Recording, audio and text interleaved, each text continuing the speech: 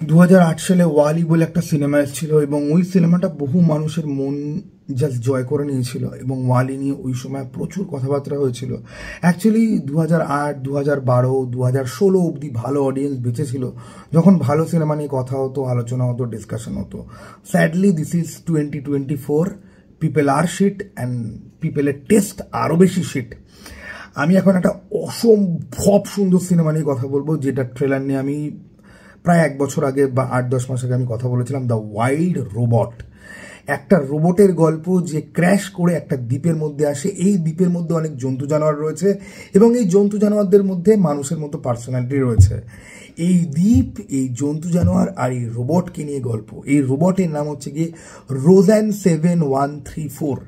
কিন্তু রোজ্যান 7134 থেকে সে সকলের ভালোবাসার রোজ কি করে হয়ে উঠলো সেই নিয়ে গল্প। এই সিনেমাটা আমি দেখেছি 23শে অক্টোবর, বাট ভিডিও বানাতে আমার প্রচুর লেট হচ্ছে। আগে একটা ভার্সান বানিয়েছিলাম, সেটা আপলোডও করা হয়নি, আমি হারিয়েও ফেলেছি। তো আমি এটা নতুন করে আমি বানাচ্ছি। আমার কাছে একজন ভাই আছে যে ওয়াইল্ড রোবটের রিভিউ শুনতে চেয়েছিল। দেখ ভাই সুদীপ, আমি তোকে একটা সিম্পল কথা বলি, it is the most beautiful movie I have watched in whole 2024। আমি সাধারণত dark, disturbing, horror, action, violence, brutality এইসব জিনিসপত্র পছন্দ করি। তো নাও এই সিনেমাটা আমার দেখা এমন একটা সিনেমা 2024-এ, যেটার মধ্যে যতটা heart, warmth, emotion, positive energy রয়েছে, জাস্ট আনবিলিভেবল। এবং এই সিনেমাতে প্রচুর সিন রয়েছে যেগুলো দেখে তুই চোখের জল ধরে রাখতে পারবি না। এবং এরকম না যে তুই দুঃখে কাঁদছিস, ঠিক আছে, তুই খুশিতে কাঁদছিস। Actually the story is so epic, but স্টোরিটার মধ্যে যথেষ্ট প্রেডিক্টেবল এলিমেন্ট আছে। কিন্তু সিনেমাটা দেখার সময় তুই ব্রেন চালানোর সুযোগ পর্যন্ত পাবি না, কারণ সিনেমাটা তোকে ইমোশনালি এমনভাবে এনগেজ করে নেবে, তুই জাস্ট খালি ফ্যাল ফ্যাল করে তাকিয়ে তুই দেখবি যে এত সুন্দর কোনো কিছু হতে পারে।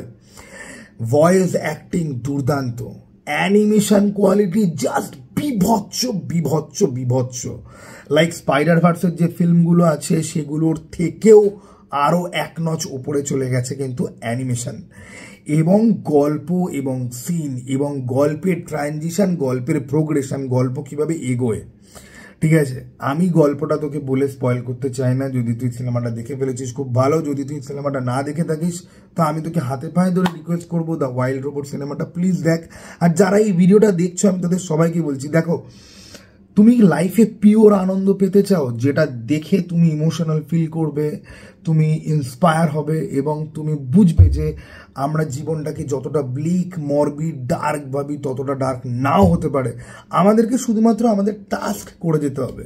কাজ করে যাও, ফলের আশা করিও না, একদিন জীবন সুন্দর হবে। এই সিনেমাটার মূল মেসেজ হচ্ছে কি সেইটাই, কাজ করে যাও, ফলের আশা করিও না। কিন্তু এখানে এই সিনেমার প্রোটাগনিস্ট হচ্ছে একজন রোবট, যে নিজের টাস্ক কমপ্লিট করা ছাড়া সে আর কিছু বোঝে না। কিন্তু সত্যি কি সে আর কিছু বোঝে না? কেন সে রোজ্যান 713 থেকে রোজে পরিণত হলো, কিভাবে? এই জার্নিটা দেখলে পরে ভাই, যারা ওয়ালি ফ্যান রয়েছে তারা তো ভাই আমি বলে দিচ্ছি, আর যারা ড্রিম ওয়ার্কের অ্যানিমেশন ফিল্মের ফ্যান তারাও আমি জানি এই সিনেমা দেখে নিয়েছে। কিন্তু আরও প্রচুর লোকজন রয়েছে যারা এইসব সিনেমা দেখে না বা কেয়ার করে না, বা তারা মনে করে যে অ্যানিমেশন তো বাচ্চাদের সিনেমা। আরে ভাই 2024-এ তুই এসব যদি ভাবিস তাহলে আসল বাচ্চা মানুষেরও নয়, গাধারও হচ্ছিস গিয়ে তুই ভাই। Please do watch the wild robot, it is the most beautiful film. আমি 2024-এ কোনো সিনেমা দেখে আমি এত খুশি হইনি এবং এত কান্নাকাটিও আমি করিনি। সিনেমাটার মাঝখানে একটা পোর্শন আছে এবং সিনেমার শেষের দিকে কিছু সিন আছে, just epic, just epicest of the epic. এটা হচ্ছে কি এক্স্যাক্টলি ওই ক্যাটাগরির সিনেমা যেটা দেখে হল থেকে বেরিয়েই তুমি তোমার বন্ধুকে কল করে বলো যে ভাই তুই সমস্ত কাজ রাখ, এই সিনেমাটা প্লিজ দেখ। তুমি এই সিনেমাটা হচ্ছে ওই ক্যাটাগরি যেটা তুমি লোককে রিকোয়েস্ট করো দেখার পরে যে ভাই প্লিজ এই সিনেমাটা দেখ, ভাই প্লিজ এই সিনেমাটা দেখ। ইট ইজ সো বিউটিফুল এবং এই গল্প 8 থেকে 80 সবার জন্য, ঠিক আছে? তো জাস্ট দেখো। আর যারা এই সিনেমাটা দেখেছো, যাদের এই সিনেমার ব্যাপারে আইডিয়া আছে, তারা কমেন্ট বক্সে আমাকে প্লিজ জানাও তাদের কেমন কি লেগেছে। এই সিনেমাতে ভয়েস অ্যাক্টিং এ লুপিটা ইয়াং আছে, পেড্রো পাস্কাল আছে এবং ওই লোকটা আছে যে ভ্যাম্পায়ারের সিনেমাতে ভিলেনের রোল করে, তার নাম অনেক লম্বা চওড়া, আমি তোতলা মুখে বলতে পারবো না। কিন্তু তা বাদ দিয়েও বাকি আর ক্যারেক্টারাইজেশন ভাই, একটা পসামের ক্যারেক্টার আছে যে তার বেবিদেরকে প্রোটেক্ট করে, ওই বেবিগুলো যেভাবে কথা বলে, একটা মারমোট রয়েছে যে খালি গাছ কেটেই যায় কেটেই যায় কেটেই যায়, একটা ঈগল পাখি রয়েছে, ঠিক আছে। তো যাই হোক, প্রচুর জিনিসপত্র রয়েছে।